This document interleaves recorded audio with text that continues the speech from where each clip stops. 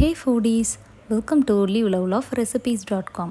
இன்றைக்கி நம்ம சேனலில் நம்ம பார்க்க போகிற ஸ்பெஷலான ரெசிபி என்னன்னு பார்த்திங்கன்னா பன்னீர், மட்டர் அண்ட் மஷ்ரூமை வச்சு செய்யக்கூடிய சூப்பரான ஒரு கிரேவி ரெசிபி தான். இந்த கிரேவி சப்பாத்தி, பூரி, புலாவ் ரெசிபிஸ் எல்லாத்துக்குமே பர்ஃபெக்டாக சூட் ஆகும். வாங்க இது எப்படி செய்யலான்றதை பார்க்கலாம். ஃபர்ஸ்ட் இதுக்கு பவுலில் நம்ம பன்னீர், மட்டர் அண்டு மஷ்ரூம் இது எல்லாத்தையுமே ஆட் பண்ணிக்கலாம். இது எல்லாத்தையும் ஆட் பண்ணிவிட்டு இது கூடவே ஒரு 1/2 டீஸ்பூன் அளவுக்கு Kashmiri red chilli powder add பண்ணிக்கலாம். இது கூடவே ஒரு 1/2 டீஸ்பூன் அளவுக்கு கொத்தமல்லி தூள் ஆட் பண்ணிக்கலாம். கூடவே ஒரு 1 டீஸ்பூன் அளவுக்கு கிச்சன் கிங் மசாலா, அது இல்லை அப்படின்னா கரம் மசாலா ஆட் பண்ணி இது எல்லாத்தையும் நல்லா கலந்து விட்டுட்டு ஒரு 15 to 20 மினிட்ஸ் அப்படியே மேரினேட் பண்ணி வச்சுடுங்க. மீன்வைலில் இது மேரினேட் ஆகிட்டே இருக்கும்போதே ஒரு 2 டேபிள் ஸ்பூன்ஸ் அளவுக்கு முந்திரி பருப்பையும் ஒரு 1 டீஸ்பூன் அளவுக்கு கசகசாவையும் கொஞ்சமாக தண்ணி ஊற்றி நல்லா ஒரு ஃபைன் பேஸ்ட்டாக கிரைண்ட் பண்ணி எடுத்து வச்சுக்கோங்க. இப்போது ஒரு சாஸ்பேனை ஹீட் பண்ணிவிட்டு அதில் 1 டேபிள் ஸ்பூன் அளவுக்கு ஆயிலை ஹீட் பண்ணிவிட்டு ஆயில் நல்லா சூடானதுக்கப்புறமா நம்ம மேரினேட் பண்ணி வச்சுருந்தோம் இல்லையா பன்னீர், மட்டர் அண்ட் மஷ்ரூம் இது எல்லாத்தையுமே போட்டு ஒரு மீடியம் ஃப்ளேம்லேயே வச்சு சாட்டே பண்ணிக்கலாம். இதெல்லாம் நல்லா சாட்டே ஆகிட்டே இருக்கும்போதே நம்மளுக்கு மஷ்ரூம்லேருந்து நல்லா எண்ணெய் பிரிஞ்சு வரும். இந்த மாதிரி முன்கூட்டியே நம்ம மேரினேட் பண்ணிவிட்டு அதுக்கப்புறமா இதை சாட்டே பண்ணிவிட்டு கிரேவியில் யூஸ் பண்ணும்போது நம்ம பன்னீர், அதுக்கப்புறம் மஷ்ரூம் இதில் எல்லாத்துலேயுமே அந்த காரம், உப்பு இது எல்லாமே சூப்பராக அப்சர்வ் ஆகியிருக்கும். அதனால் கிரேவிக்கு ரொம்ப டேஸ்ட் கொடுக்கும். இப்போது இதெல்லாம் ஒரு 7 to 8 மினிட்ஸ் நல்லா சாட்டே ஆகி நம்ம மஷ்ரூம்லேருந்து ரிலீஸ் ஆன வாட்டர்லாம் அகெயின் இந்த மாதிரி மறுபடியும் அப்சர்வ் ஆகி இந்த மாதிரி ட்ரை ஃபில்லிங்காக நம்மளுக்கு கிடச்சதுக்கு அப்புறமா அடுப்பை சுவிட்ச் ஆஃப் பண்ணிவிட்டு எடுத்து வச்சுருங்க. இப்போ அகெயின் சேம் பேனில் ஒரு 4 to 5 டேபிள் ஸ்பூன்ஸ் அளவுக்கு ஆயில் ஹீட் பண்ணிவிட்டு கூடவே பட்டை, ஒரு 2-3 கிராம்பு, ஒரு 1 பிஞ்ச் அளவுக்கு ஏலக்காய் தூள் இது எல்லாத்தையுமே ஆட் பண்ணி நல்லா சாட்டே பண்ணி விட்டுருங்க. இப்போது ஒரு பெரிய சைஸ் வெங்காயத்தை நல்லா பேஸ்ட்டாக பண்ணி வச்சுருக்கேன், அதை ஆட் பண்ணிடலாம். வெங்காயம் பேஸ்ட் ஆட் பண்ணதுக்கப்புறமா நல்லா தெரிக்கும். ஸோ பார்த்து பொறுமையாக ஆட் பண்ணி எல்லாத்தையும் நல்லா கலந்து விட்டுக்கோங்க.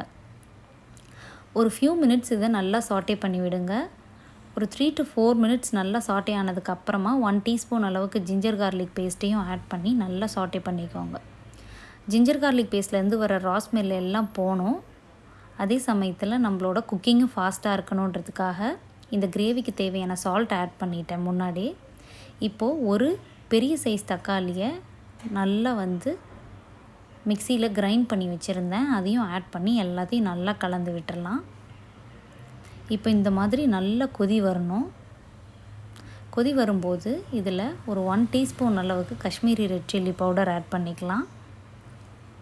கூடவே 1 டீஸ்பூன் அளவுக்கு கொத்தமல்லி தூள் ஆட் பண்ணிக்கலாம். கூடவே 1 டீஸ்பூன் அளவுக்கு கிச்சன் கிங் மசாலா, அது இல்லை அப்படின்னா கரம் மசாலா ஆட் பண்ணிவிட்டு எல்லாத்தையும் நல்லா கலந்து விட்டுருங்க. நான் இன்றைக்கி கிச்சன் கிங் மசாலா தான் எடுத்திருக்கேன். கிச்சன் கிங் மசாலாவோட டேஸ்ட்டே நல்லா டிஃப்ரெண்ட்டாக இருக்கும், ரொம்ப சூப்பராக இருக்கும்.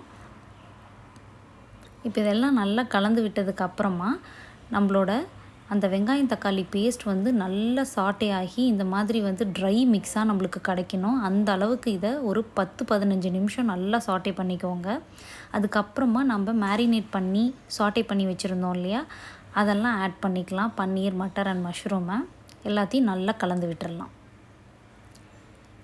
இப்போது ஒரு 2 to 3 மினிட்ஸ் அப்படியே விட்டுட்டு அதுக்கப்புறமா உங்களுக்கு எந்த அளவுக்கு கிரேவி கன்சிஸ்டன்சி வேணுமோ அவ்வளோ வாட்டர் ஆட் பண்ணிக்கோங்க. வாட்டர் ஆட் பண்ணிவிட்டு எல்லாத்தையும் நல்லா கலந்து விட்டுட்டு இதை அப்படியே குக் பண்ண வேண்டியதான். இது குக் பண்ணிகிட்டே இருக்கும்போதே ஒரு 7 to 8 மினிட்ஸில் பார்த்தீங்க அப்படின்னா நம்மளுக்கு நல்லா எண்ணெய் பிரிஞ்சு வரும். அந்த சமயத்தில் கேஷ்யூ நட் பேஸ்ட் நம்ம ரெடி பண்ணி வச்சுருந்தோம் இல்லையா, அதையும் ஆட் பண்ணிவிட்டு எல்லாத்தையும் நல்லா கலந்து விட்டுடலாம். கேஷ்யூ நட் பேஸ்ட்டை ஆட் பண்ணதுக்கப்புறமா நம்ம கிரேவியில் கொஞ்சமாக கலர் சேஞ்ச் ஆகும். அதே மாதிரி கொஞ்சம் திக்கனாகியும் கிடைக்கும், டேஸ்ட்டும் இன்னும் சூப்பராக இருக்கும். இந்த ஸ்டேஜில் உப்பு, காரம் செக் பண்ணிவிட்டு பத்தலைன்னா ஆட் பண்ணிக்கோங்க. கொத்தமல்லி இலையும் தூவிட்டு இதை நல்லா கலந்து விட்டுட்டு ஒரு 2 to 3 மினிட்ஸ் அப்படியே கிரேவியை நல்லா கொதிக்க வச்சிங்க அப்படின்னா மறுபடியும் சைட்ஸ்லலாம் நல்லா எண்ணெய் பிரிஞ்சு வர்றது தெரியும். இப்போது ஒரு 1/2 டீஸ்பூன் அளவுக்கு ஜாகரி பவுடர் ஆட் பண்ணிவிட்டு எல்லாத்தையும் நல்லா கலந்து விட்டுருங்க. ஒரு 1 or 2 மினிட்ஸ் நல்லா கொதி வந்ததுக்கு அப்புறமா ஃப்ளேமை சுவிட்ச் ஆஃப் பண்ணிவிட்டு சர்வ் பண்ணிங்க அப்படின்னா நம்மளோட சூப்பரான பனீர் மட்டர் அண்ட் மஷ்ரூம் கறி ரெடி.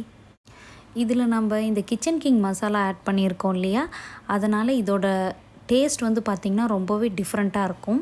இன்கேஸ் உங்ககிட்ட கிச்சன் கிங் மசாலா இல்லை அப்படின்னும்போது அதை you can replace it with garam masala. அப்பையும் இதோட டேஸ்ட்டு ரொம்ப சூப்பராக இருக்கும். நான் இன்றைக்கி இதை சப்பாத்தியோட சர்வ் பண்ணேன். Whereas you can also serve this with naan, phulkas, puri, இல்லைனா வந்து ஃப்ரைட் ரைஸ், இல்லைனா சில புலாவ்ஸ் கூட இது சூப்பராக செட் ஆகும். கண்டிப்பாக ட்ரை பண்ணி பார்த்துட்டு எப்படி வந்ததுன்றதை காமெண்ட்ஸில் சொல்லுங்கள். இந்த ரெசிபி உங்களுக்கு பிடிச்சிருந்ததுன்னா மறக்காமல் நம்ம சேனலை சப்ஸ்கிரைப் பண்ணுறதோட மட்டும் இல்லாமல் உங்கள் ஃப்ரெண்ட்ஸ் அண்ட் ரிலேட்டிவ்ஸ்க்கும் ஷேர் பண்ணுங்கள். தேங்க்ஸ் ஃபார் வாட்சிங்.